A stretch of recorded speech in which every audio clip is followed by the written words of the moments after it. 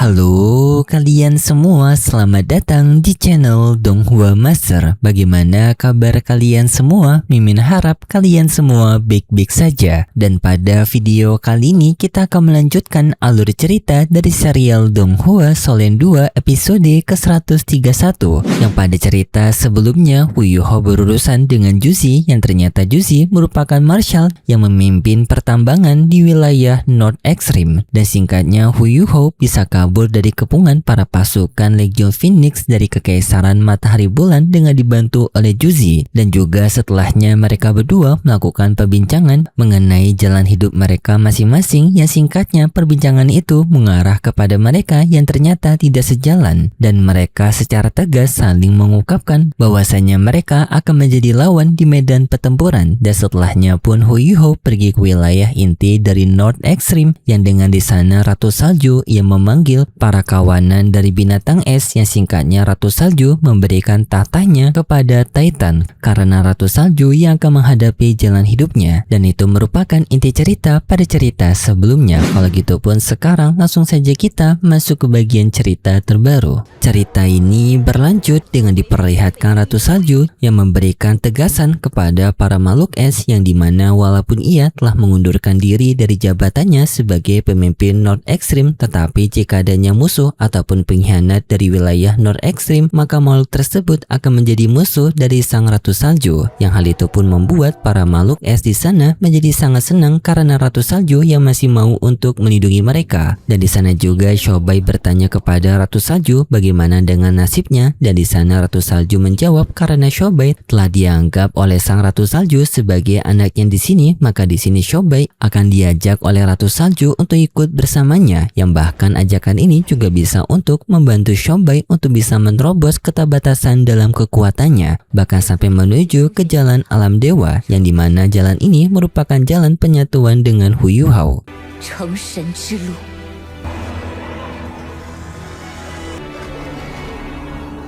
Singkat cerita, setengah bulan telah berlalu dan di sini Hu Yuho melakukan pelatihannya dengan Ratu Salju, dan di sana Bing Er dibuat kaget dengan hubungan Hu Yuho dan juga Ratu Salju karena tampak hubungan mereka berdua yang sangat unik dan juga berbeda daripada hubungan mereka berdua dengan Hu Yuho, dan juga melihat kalau Ratu Salju ini berbeda dengan Ratu Salju yang dulu, yang dimana ia dulunya merupakan makhluk elemental, tetapi sekarang ia mendekati makhluk seperti manusia yang memiliki jiwa dan juga perasaan. Tiamang menjawab hal ini bisa terjadi karena kemungkinan ada peran dari Yilai Kesi, yang dimana waktu itu Yilai Kesi telah membantu kelahiran kembali dari sang Ratu Salju dengan kemampuan dewanya, yang hal itu membuat Ratu Salju terikat sangat erat kepada Hu Yuho, yang bahkan seperti hubungan darah yaitu ayah dan juga anak. Dan hal itu juga memberikan perasaan kepada Ratu Salju kepada Hu Yuho yang menganggapnya sebagai ayahnya. Jadi pengungkapkan bentuk ayah dari Ratu Salju kepada Hu Yuho bukan sekedar ucapan terima kasih, tetapi memang benar perasaan dari Ratu Salju yang menganggap Hu Yuho seperti ayahnya. Singkat cerita, pembelajaran dari Ratu Salju mudah sekali bagi Hu Yuho untuk bisa memahaminya. Ia sekarang memahami pembentukan dari kekuatan es.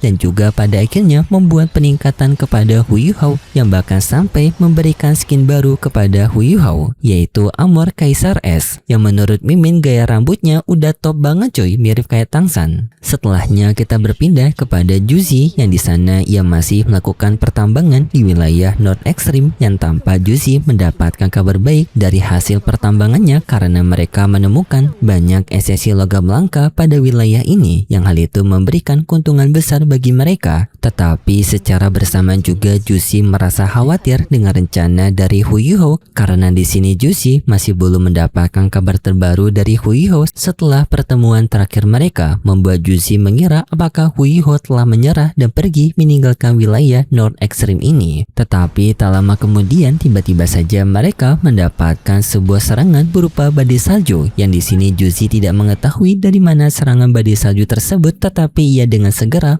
menyuruh kepada bawahannya untuk menghindari badai salju tersebut. Tetapi di sana Phoenix Douluo yang melihat badai salju ini merasakan kalau badai salju ini memiliki sebuah keanehan. Dan setelah mereka lihat lebih jauh, ternyata badai salju tersebut berasal dari monster es yang dimana itu merupakan Shobai.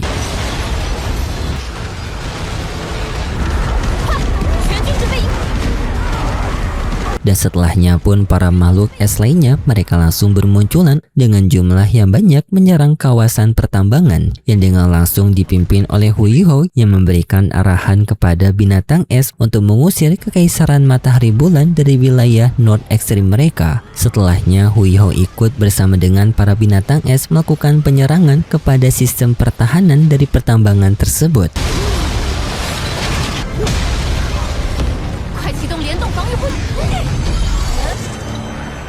Yang langsung pun Juzi mencoba untuk mengcounter mereka dengan ia menyuruh para bawahannya untuk membuat dinding pertahanan. Yang dinding pertahanan itu bisa menahan para pasukan binatang es dan juga setelahnya Juzi menyuruh kepada sistem penyerang mereka untuk menggunakan meriam berat sebagai senjata perlawanan.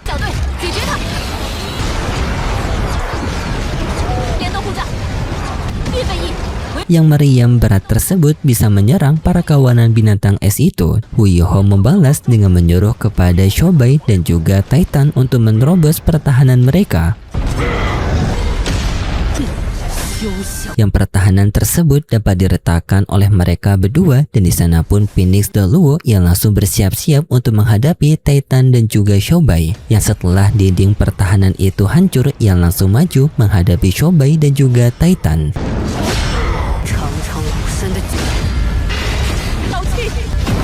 Dengan di sana Phoenix Douluo langsung menggunakan alat jiwa level 9-nya menyerang ke arah Shobai dan juga Shobai membalasnya dengan serangan dari meteor beruang es.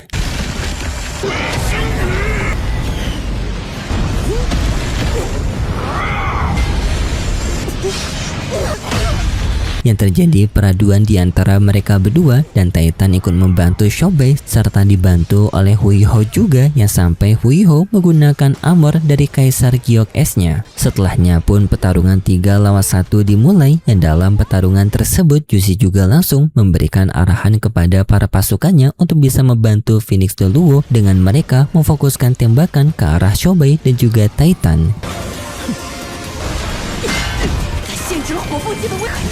Dengan kekuatan baru Huiho mampu untuk berhadapan melawan Phoenix Douluo tersebut yang dalam pertarungan itu juga Phoenix Douluo menyadari kalau ia tidak diuntungkan dalam pertarungan ini karena suhu di wilayah ini yang sangat dingin membuat kekuatan apinya tidak bisa dikeluarkan secara maksimal dan hal ini memberikan keuntungan kepada Huiho dengan serangan bertubi-tubinya ke arah dari Phoenix Douluo yang sekarang Huiho menggunakan keterampilan dari Star Anise.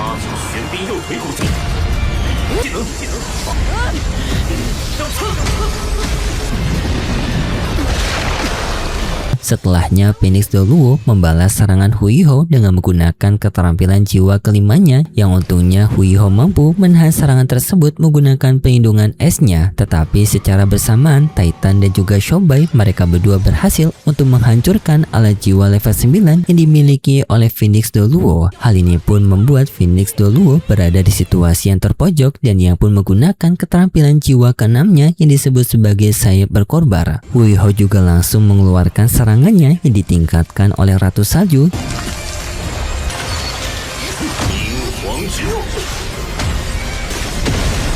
Yang setelahnya mereka berdua beradu serangan dengan hasil dari peraduan tersebut dimenangkan oleh Huiho. Sampai pada akhirnya Titan, Shobai dan juga Huiho mereka melakukan serangan ledakan es yang sangat besar untuk menghancurkan seluruh pertambangan di sana.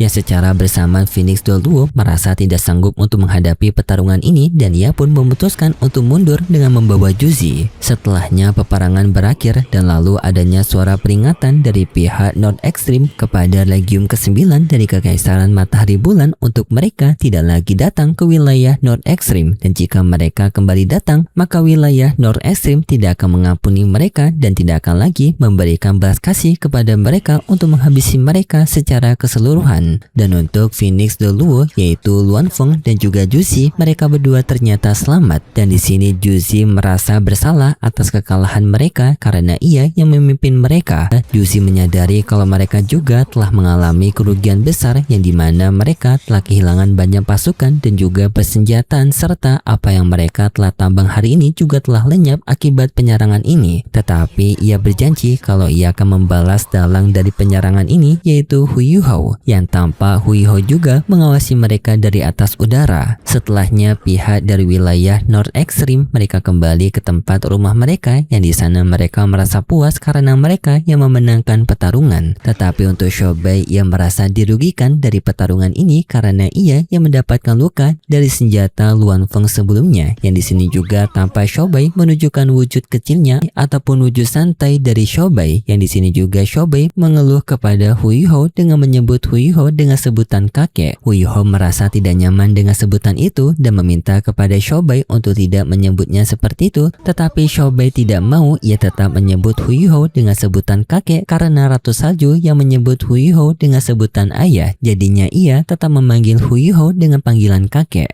有话好好说。 说过的魂导器吗？妈妈叫你爸爸。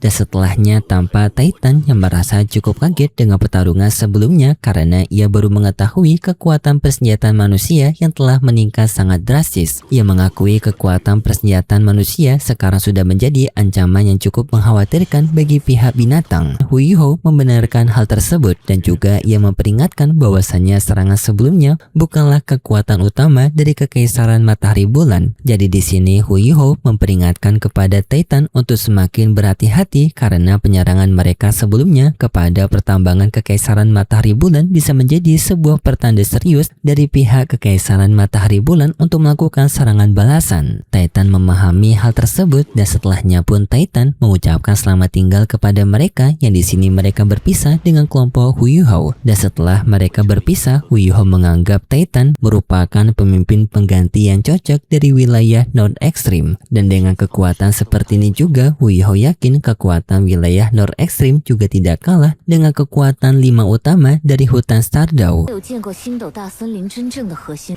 难怪你能在极北冰原。 不只是统御着星斗大森林， Tetapi Ratu Salju menjelaskan kalau kekuatan utama dari hutan Stardao bukan berasal dari 5 kekuatan inti mereka, tetapi adanya kekuatan yang jauh lebih kuat yang bahkan di Tian merupakan utusan dari kekuatan tersebut. Yang kekuatan itu merupakan pemimpin tertinggi dari binatang jiwa yang dijelaskan kalau itu berasal dari Dewa Naga. Mendengar hal itu membuat Hu Yuhou kaget karena sepengetahuannya Dewa Naga telah lenyap. Ratu Salju bercerita bahwasanya dulu Dewa Naga merupakan makhluk yang paling unik di alam dewa karena mereka berdiri sendiri dan juga Dewa Naga memiliki 9 putra. Tetapi setelah berjalannya kehidupan adanya suatu alasan yang tidak ketahui yang membuat Dewa Naga lenyap yang setelahnya membuat ia terbelah menjadi 2 naga berbeda yaitu naga emas dan juga naga silver yang masing-masing dari mereka memiliki kekuatan unik mereka dan kedua naga tersebut bersama dengan 9 naga lainnya mereka menjadi pelindung dari wilayah Dulu Dalu. Tetapi dulunya adanya sebuah bencana yang besar yang bencana tersebut dihadapi oleh para naga yang mengakibatkan hasil akhir dari para naga tersebut lenyap. 死在了那场大劫之中。